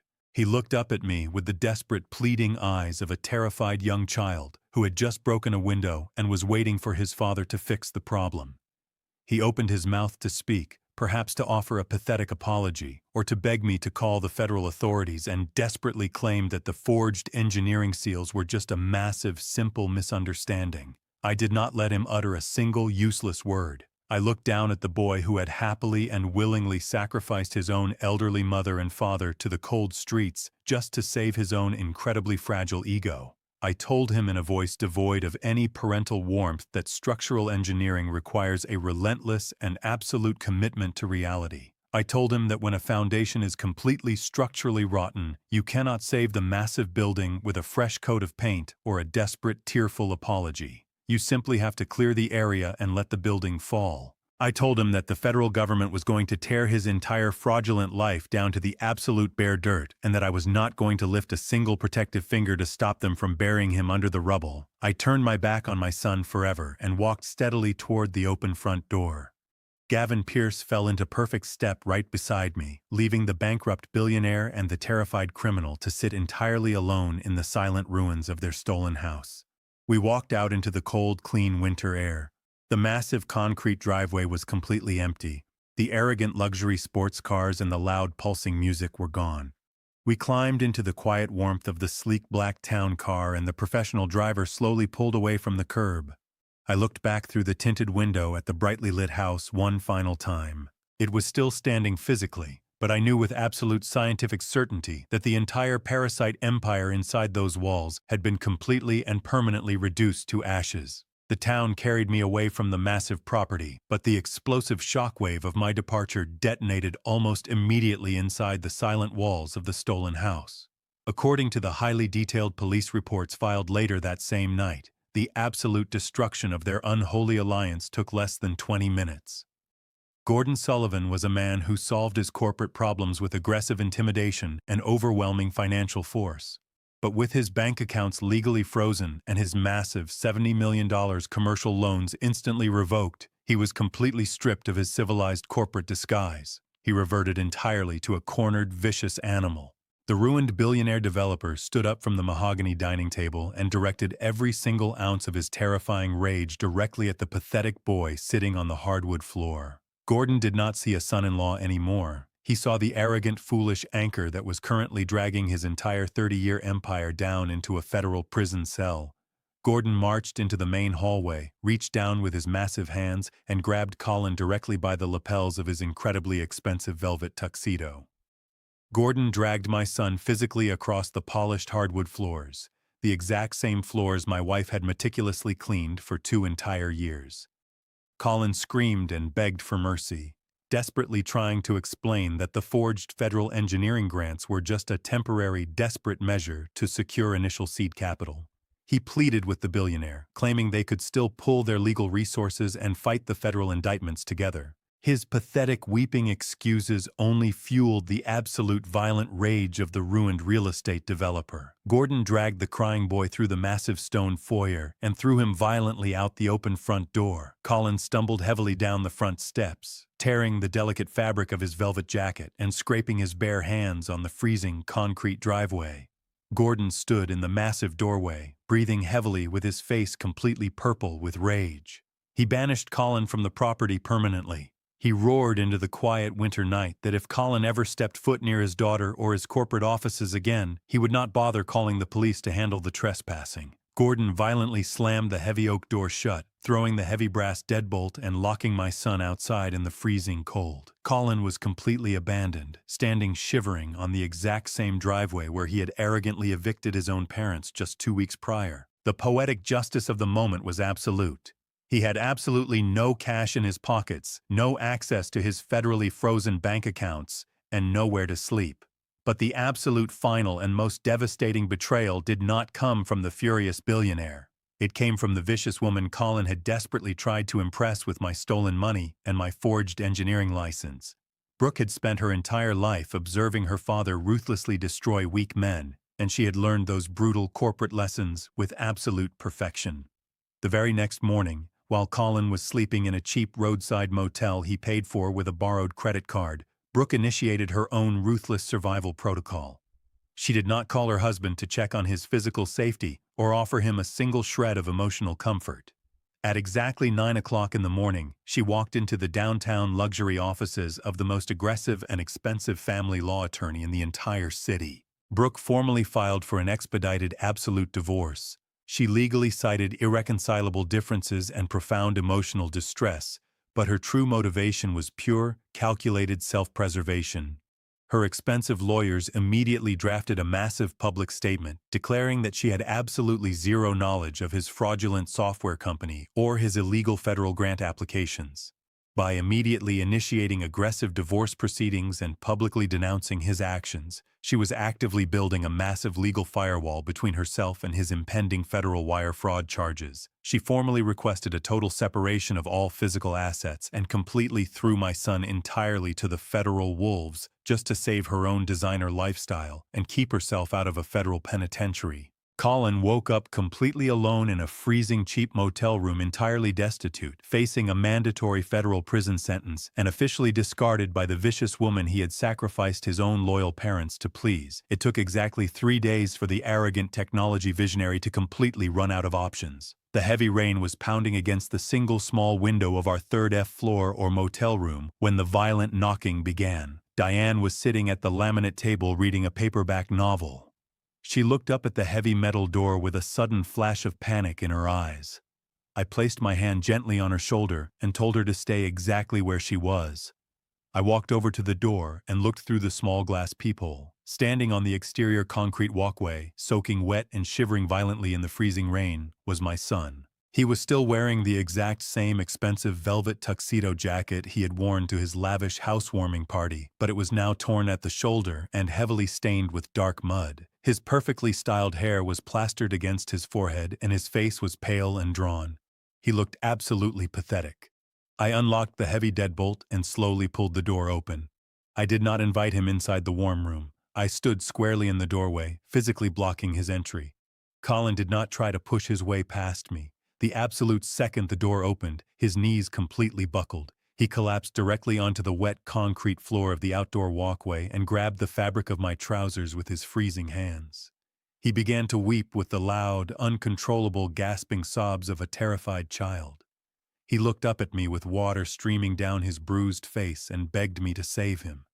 He told me that his entire life was completely over. He cried that Brooke had officially served him with expedited divorce papers that very morning and had legally frozen his only remaining credit card. He whimpered that Gordon had physically thrown him out into the street and blacklisted him from every single corporate office in the city. But the divorce and the immediate poverty were not the real reasons he was sobbing on my shoes. He completely buried his face against my legs and confessed that 2 federal agents from the Department of Justice had visited his cheap roadside motel just an hour ago. They had formally confiscated his phone, his laptop, and his passport. He was officially facing multiple federal indictments for aggravated identity theft and massive wire fraud. He gripped my trousers tighter and begged me to call the federal investigators. He pleaded with me to tell the authorities that I had actually given him verbal permission to use my engineering seal and that the entire situation was just a massive misunderstanding between a father and his son. He promised that if I just retracted my official statement, he would spend the absolute rest of his life making it up to me. He swore he would get a real job, pay back every single dollar of my retirement money, and be the devoted, respectful son I always wanted. I stood in the freezing rain, looking down at the broken boy sobbing at my feet. I did not feel a single drop of parental compassion. A master engineer knows that a structure built entirely on lies cannot ever be salvaged. I looked at his shaking hands, and I remembered the exact cold, arrogant smirk he wore when he handed me a 24-hour eviction notice on my own driveway. He was not crying because he felt genuine remorse for throwing his elderly mother out into the cold winter air. He was only crying because his massive fraudulent empire had collapsed, and he was finally facing the absolute terrifying consequences of his own boundless greed. He did not want genuine forgiveness. He wanted a human shield to absorb his federal prison sentence. I reached down and firmly grabbed his wrists. I pried his freezing fingers off my trousers and stepped back away from him. I told him that the federal government does not drop felony wire fraud charges just because a terrified boy apologizes to his father. I told him that his actions had permanent, irreversible consequences and that I was absolutely not going to commit federal perjury to save a parasite from the prison cell he built with his own 2 hands. I turned away from the freezing rain and walked back into the warmth of the motel room, leaving him kneeling helplessly on the wet concrete. I did not close the heavy metal door right away. I walked over to the small laminate table where I had neatly arranged a specific set of legal documents my attorney Gavin Pierce had carefully prepared for me the previous afternoon. I picked up the thick manila folder and walked slowly back to the open doorway. Colin looked up at me with a sudden desperate glimmer of hope shining in his swollen red eyes. He genuinely thought I had gone inside to retrieve my winter coat or my truck keys to drive him to safety. He desperately thought the heavy folder in my hands contained a formal legal retraction or some magical solution to his massive federal problem. I looked down at him and completely extinguished that final pathetic delusion. I dropped the manila folder directly onto the wet concrete right in front of his shivering hands. I told him those were absolutely not federal pardons. They were the finalized absolute property reclamation documents. I explained in a cold, steady voice that because his limited liability company was now hopelessly entangled in a massive federal wire fraud investigation, the fraudulent quitclaim deed he had tricked me into signing was legally and permanently voided. I was officially taking my home back. He stared at the thick folder as the freezing rain began to completely soak through the heavy paper. I told him he had exactly 1 hour to retrieve his ridiculous velvet tuxedo jackets and his expensive leased sports car from my driveway before I had them legally impounded and completely crushed for scrap metal. Colin opened his mouth, but a pathetic choking so was the absolute only sound he could produce. He reached out with a trembling hand, completely unable to process the total absolute loss of his stolen empire. I looked at the boy I had raised and delivered my absolute final structural assessment of his ruined life. I told him that a tearful apology is a completely useless tool when a massive foundation has already catastrophically collapsed. I explained that he could cry and beg and promise to be a better respectful son for the rest of his natural life, but the United States government simply does not care about private family reconciliations. The Federal Bureau of Investigation absolutely does not drop massive felony wire fraud charges just because a terrified young man finally feels remorse for stealing from his elderly parents. I told him that he had built his entire life on a massive, fragile foundation of arrogance and greed, and now he was going to spend the next decade in a federal penitentiary, paying the absolute physical price for his own structural failures. I did not reach down to offer him a final comforting hug. I did not tell him that I loved him, or that everything would eventually be okay. I looked directly into his terrified, weeping eyes, and I told him that he was absolutely no longer my son. He was simply a catastrophic hazard that I had successfully and permanently removed from my property. I stepped backward into the quiet warmth of my room and pulled the heavy metal door completely shut. I turned the thick brass deadbolt with a loud, definitive click, permanently severing the toxic bloodline and leaving him entirely alone in the freezing dark. 2 days after I closed the heavy metal door of the motel, the massive federal freeze on our property was officially lifted for the rightful owners. Gavin Pierce had executed the legal reclamation with his usual terrifying efficiency. The fraudulent limited liability company was entirely dissolved, and the deed was safely back in my name. I drove my heavy work truck up the familiar concrete driveway under a clear winter sky. The luxury sports cars were permanently gone. The loud, arrogant music was gone. The entire 4,000 square feet house was completely silent. I walked up the front steps with Diane holding my arm. She was no longer the weeping, broken woman I had found standing at the front gate holding a single overnight bag. She walked with her head held high, completely insulated by the absolute security I had restored. Before we even unpacked our modest bags, I called a private security firm. Within an hour, a team of technicians arrived and completely stripped out the old smart home system my son had installed. They replaced every single brass lock on the doors and installed a heavily encrypted local security network that could never be accessed remotely. The physical perimeter was permanently secured against any future parasites. That evening, Diane and I sat together on the back porch, looking out over the quiet suburban yard. We drank hot coffee and watched the winter sun slowly set behind the massive oak trees I had planted 3 decades ago. We did not speak about the boy who used to live in the upstairs master bedroom. We did not mourn the loss of our only child, or the vicious daughter-in-law who had tried to bury us. Those people were simply ghosts, caught in a federal machine of their own making. I spent 40 years of my life building massive structures designed to withstand catastrophic failure. But the most important structural lesson I ever learned was that you cannot ever build a peaceful life on a rotten foundation of toxic family loyalty. True family is absolutely not determined by shared blood. It is determined by shared respect and unwavering loyalty. I lost a treacherous son, but I preserved my dignity, my home, and my absolute peace of mind. The foundation is strong again, and this time it will never crack. Thank you for listening to my story today, and remember to always protect your own foundation.